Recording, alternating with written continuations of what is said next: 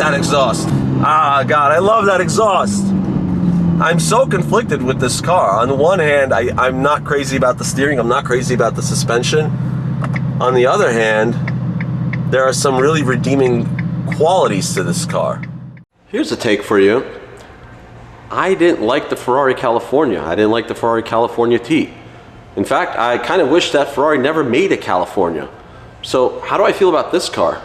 Well, I'm back at Aston Martin, Lotus, Orlando, and they've graciously loaned me this Ferrari Portofino. This is not the M's, this is a standard 2020 Portofino. I'm going to take a look around the car. We're gonna score the exterior, score the interior, we're gonna drive it, and we're gonna see if my perception of the entry-level Ferrari can be changed. Now, one of the biggest reasons why I never liked the Ferrari California was due to the way it looked, especially the rear end. And I think the Portofino has fixed this. They have resolved some of the biggest problems as far as the aesthetics go with the California. First of all, starting with this rear deck. No longer do you have a hunchback like the California did. The California really had a tall deck line in the rear where that trunk right there, that line was about yay high. It just sat way too high. They kind of rectified some of that for the California T, but I think the damage had been done. In my head, at least, it was. The California T looked better, but the overall look of the California just never quite sat right with me, and they did as much as they could with that platform. And here we are with the Portofino, which replaced it. And of course, we do have the Roma, which essentially replaced this. Although for a while there, the Roma and the Portofino were kind of sold back to back at the same time. Nonetheless, here we are. What do I think? Well, for starters, I love the rear end of this car. Look at those taillights. There is something about the rear end of the Portofino that really gives me a Zagato vibe to them. And if you're not sure what I mean, Google Aston Martin Zagato. You'll get a handful of cars that Zagato kind of made one-offs or two-offs or 10-offs for Aston Martin, and they've made plenty of other designs for plenty of other manufacturers, but these taillights, just, they give me that vibe. And I know this was the design language for Ferrari at the time. Obviously, this car, which I'd reviewed, has a similar rear finish. But here, these taillights are even more prominent. They're also a little darker. They just have a little bit more presence. So the rear end really looks sharp. Overall, I think the profile looks fantastic. Where I am kind of getting lost though is the front end of the car. I think the front bumper, this grille in particular, maybe is just a little too large. I'm not quite sure what it is. Now, one thing I will say is that I'm not really a fan of the headlights. I think they're a little too big. I think they don't suit the character or suit the lines of this car. I believe that this is a very graceful looking aesthetic, very handsome looking design, but these headlights just don't seem to do it. Perhaps a little too busy. I'm not quite sure if busy is the right word, but I just don't think they needed to be this curvy. Now, because this is a Ferrari, and Ferrari loves putting vents next to their headlights, there is a vent right there and it is functional. It's made for cooling. I believe it's made for cooling the brakes a little bit, but also for aerodynamic purposes. We go around the car, we find Scuderia badging right here. And these are real Scuderia badges, not some aftermarket, none of that nonsense. And if you know anything about Ferraris, if you've got real Scuderia badges optioned out, they're thousands of dollars, but somehow they make sure that your car retains 50% more of its value than it would if it didn't have these couple of $1,000 badges. It's just ridiculous. It's a Ferrari thing. If you bought a Ferrari and you don't have the badges, it's worthless. Basically, go junk it, Copart, whatever you want. It doesn't matter. Junk the car if you don't have the badges. Now, what I especially like about this car is the roof line. This is a hardtop convertible, and in black, what's really nice is that these lines almost disappear. So if you didn't know anything about a Ferrari Portofino, you wouldn't even know this was a hardtop. Look at that line. It's a really handsome little accent. Darker colors really seem to accentuate the way that this car looks. Even though it would kind of hide these vents over here, maybe a blue would still kind of make them pop. But overall, really handsome car. I like what I see, especially the rear end. I think it just looks really good. Now let's take a look at the interior. So the interior is definitely one aspect of this car that's a huge improvement over the California. Now, a lot of people don't know this, but the California, the infotainment unit in the California was literally a parts bin special out of a Chrysler Dodge Caravan of certain years that they had the exact same infotainment screen. So Ferrari's gotten rid of this. Now, I've mentioned this in the past before, and Ferrari's caught a lot of flack for it, but their interiors often get outdated the moment they roll off the showroom floor or even the factory floor. Not this one. This one's still got a lot of life left in it. You have these two screens, the nav will display here, you've got some accessories that are going to display there. I'm going to close this door, and we're going to put this car into accessory mode. There we go. You saw the LEDs. I love this. This carbon fiber steering wheel is a great touch. Here we go. So we've got the nav here, we've got your speed readout here. Now we can shuffle that with this knob right here, so the display will change.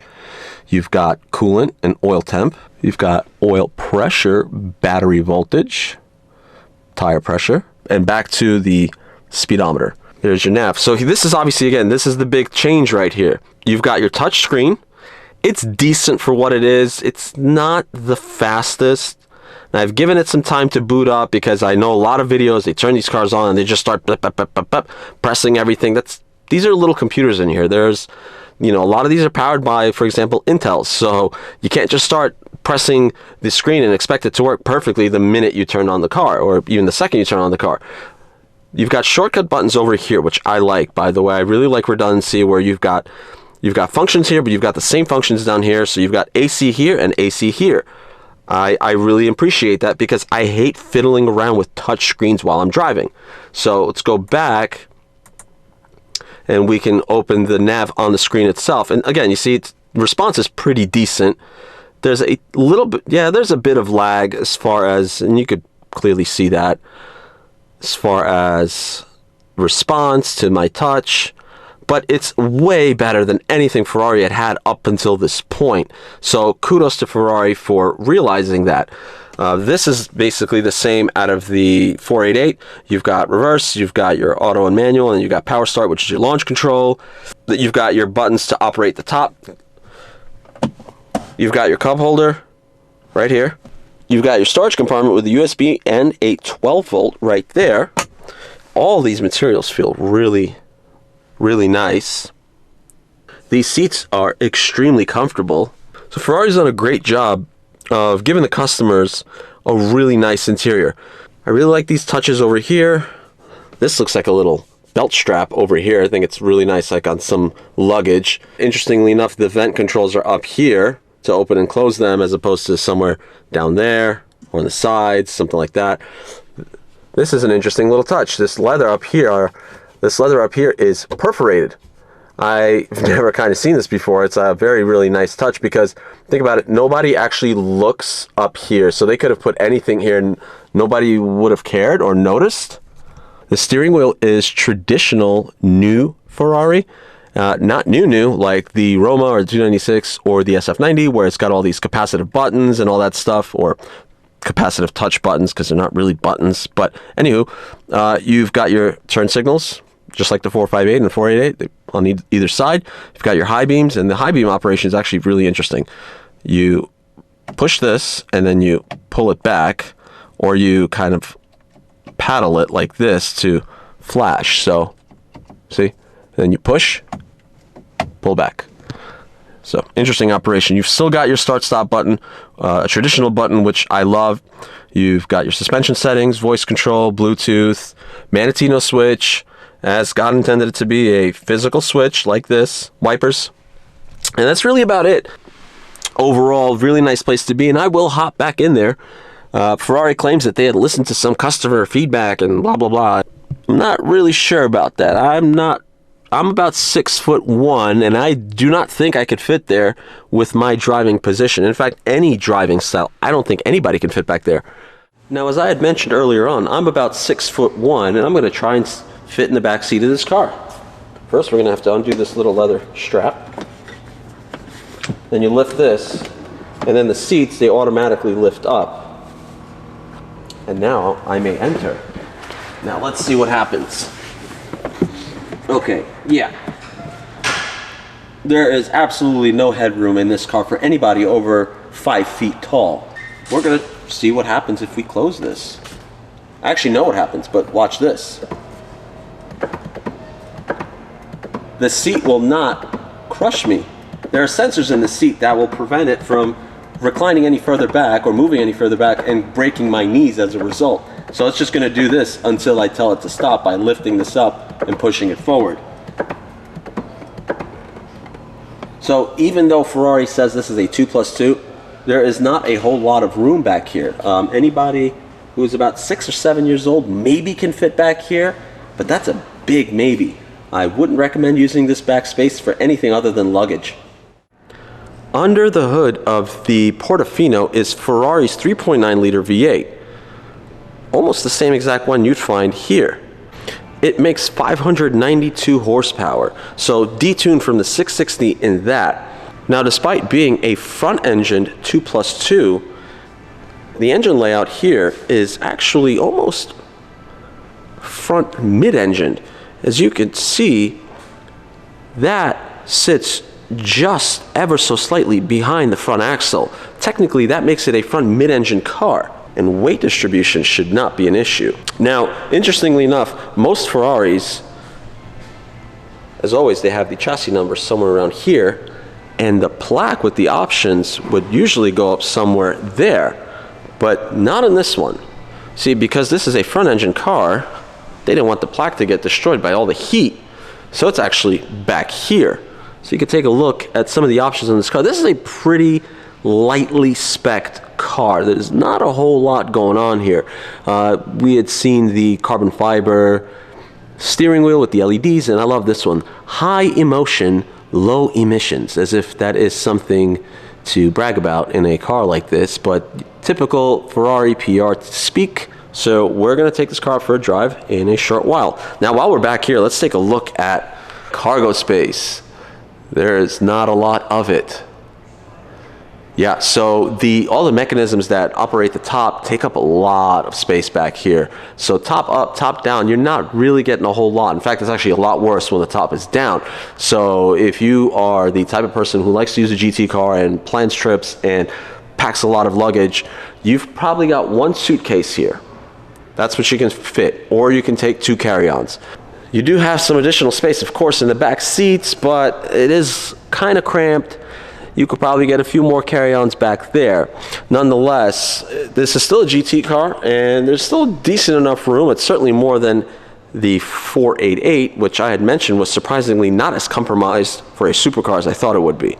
There's one last thing I also forgot to mention, is that on top of that 3.9 liter V8, we've got a 7-speed. Now, if this was the Portofino M, which is the modificata model, that would be the facelifted cars. I believe they came out in 21 as 22 models. That would have had an 8-speed transmission with 612 horsepower. But the one thing that's really, really shocking about these cars is the weight. This car weighs 3,700 pounds. I know a lot of it's attributed to this hardtop roof over here. Nonetheless, that is a really heavy car. So anybody who buys one of these and says to their friends, well, I've got the same engine as a 488, you might. It is detuned, but that is substantially lighter.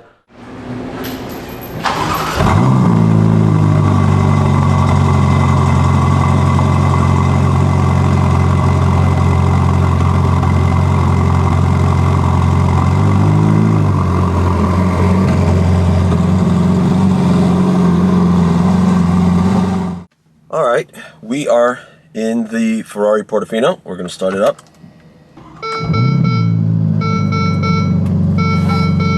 Immediately greeted with a familiar sound, because this does sound pretty similar to the 488.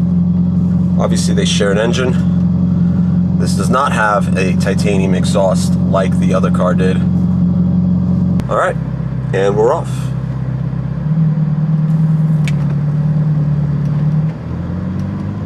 Big steering wheel, I have to say. It's very, very wide. The rim is thick. That's the best way to put it. I'm not trying to be funny about it, but this is a very chunky, meaty steering wheel, which I like.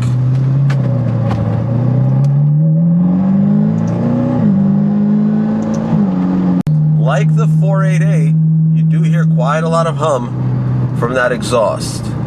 It's a little bit quieter, but again, I'm in sport mode, so I could probably turn that down and we'll see what happens. All right.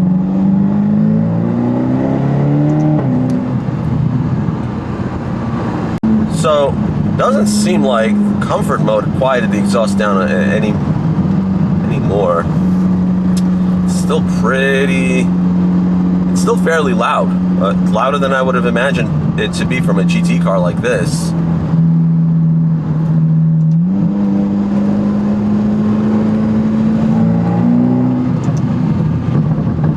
Oh, it's got some backfire. It's got some pops.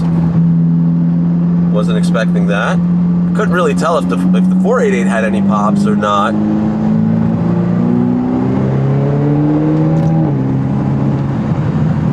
What this car does have is grunt. It is still very fast. It is not a slow car. I think I mentioned this earlier on, that despite being an entry level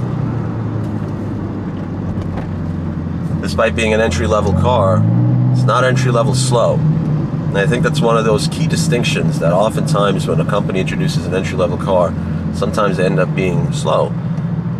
Case in point, the Boxster, in a way. The original Boxster was not a very quick car. It was pleasant to drive. It handled amazing. But a lot of people felt like it diluted the Porsche brand. Some circles, some people call, they did at least, in some circles people called the Boxster a Porsche and the 911 a Porsche. These days that's just not true.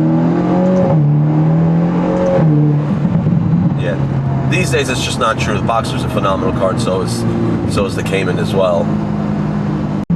I have to mention one thing. These cars normally come with Michelin Pilot Sport 4S. A few of them probably come with Pirellis, at least according to Tire Rack. For some reason, somebody fitted these with Falcon, a Zenith 510. So that is still a summer tire, but not what Ferrari specified the car with. So if there are any kind of traction concerns, that's probably the reason why, because the car's not putting power down the way it should be. So far I'm finding myself enjoying this car. It feels like, let's go take a little turn here. Okay, that was in comfort. And it feels like my old F-Type. Maybe a little softer. Maybe a little softer.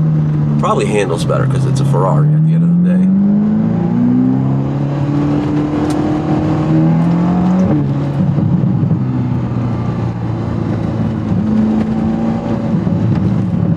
Yeah, so this feels more like a GT car, which it is. It feels more like a GT car than a traditional Ferrari. And by traditional, I mean mid-engine. To me, that's a traditional Ferrari these days. Is this a track car? Can you track it? I mean, you could track anything. Track a semi if you wanted to. But is it a track car? I probably wouldn't take this to the track. Might not be as enjoyable as one would hope.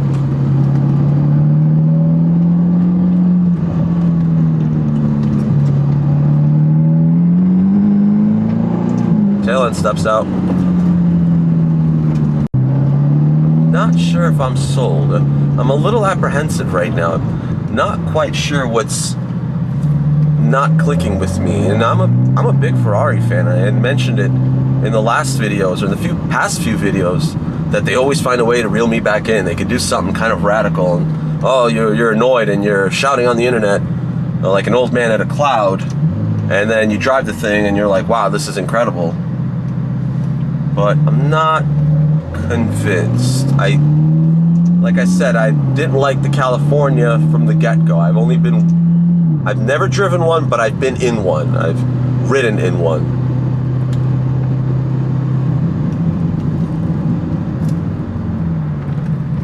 So I'm sitting here thinking to myself, what is it about this car that I can't quite put my finger on it. I really can't.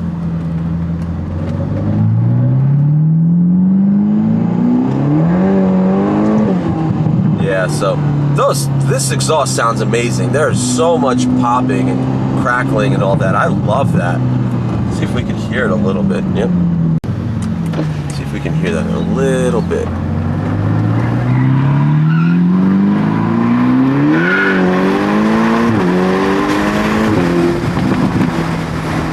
I hope that came off on camera.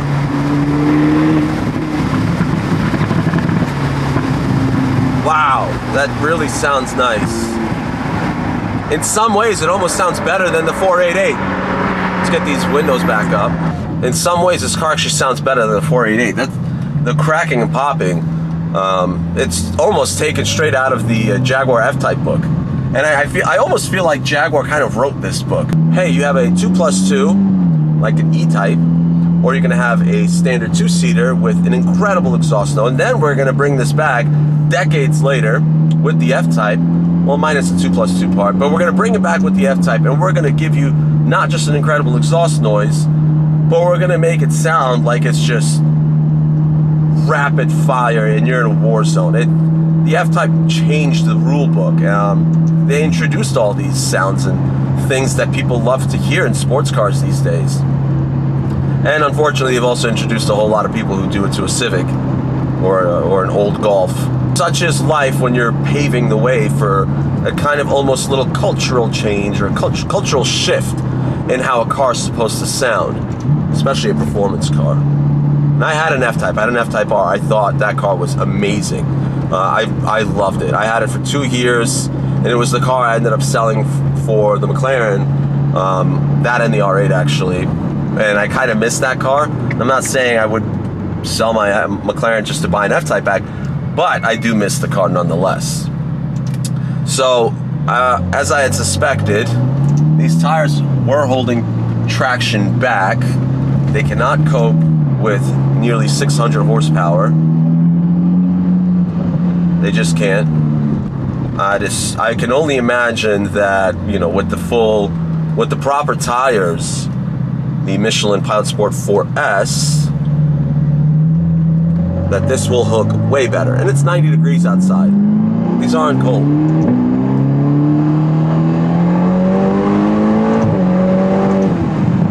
This car's fast. It's definitely fast.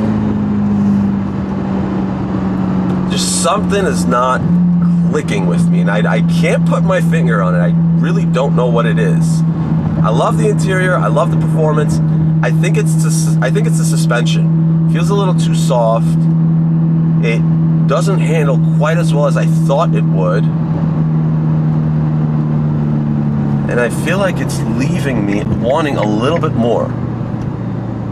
And I think that's where my reservations are with this car.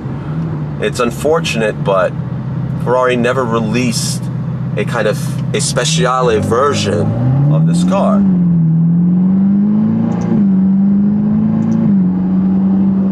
Because I think with a more slightly track focused one, the only adjustment here is to kind of adjust the suspension for a bumpy road and get it even softer.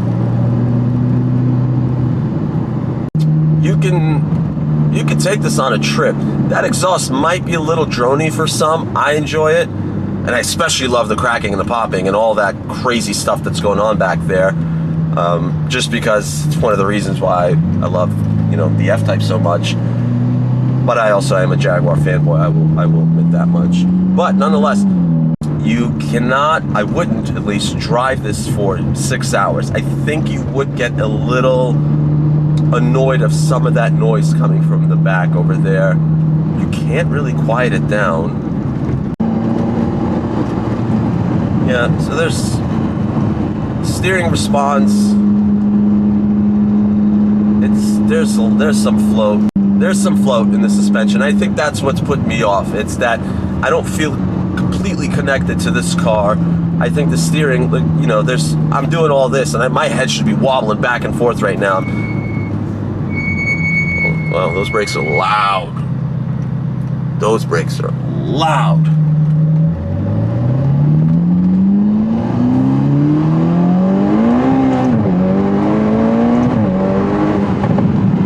Oh, but that exhaust.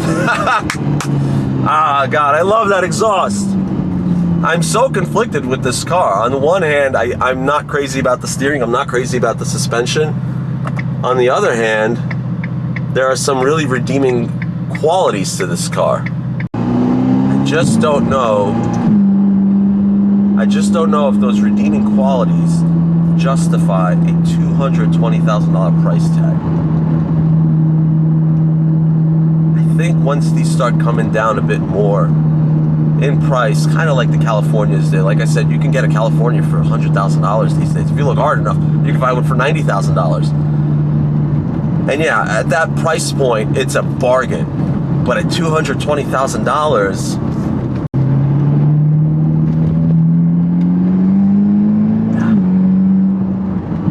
I think there's more you can buy. You can buy a lightly used 458. You can buy a Jaguar F-Type SVR and have similar types of performance. You might not have the pedigree or the badge, but you're saving $100,000+. I mean, you're saving a lot. And this suspension for a car this floaty is firmer than I thought it would be. Oh God, those brakes. Wow. Granted, this car has 14,000 miles, so those carbon ceramics may have had a hard life. I don't know.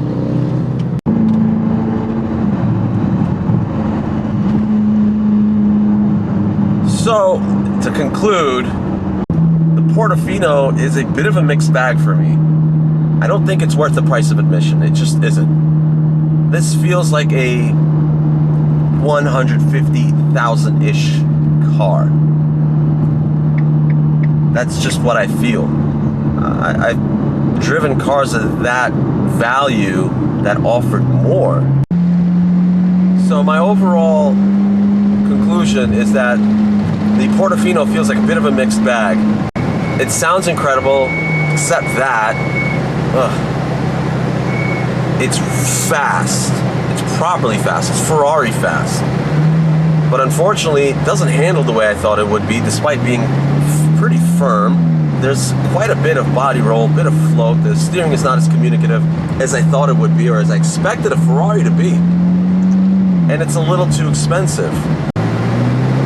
Let's see if the Roma can change my opinion about entry-level Ferraris.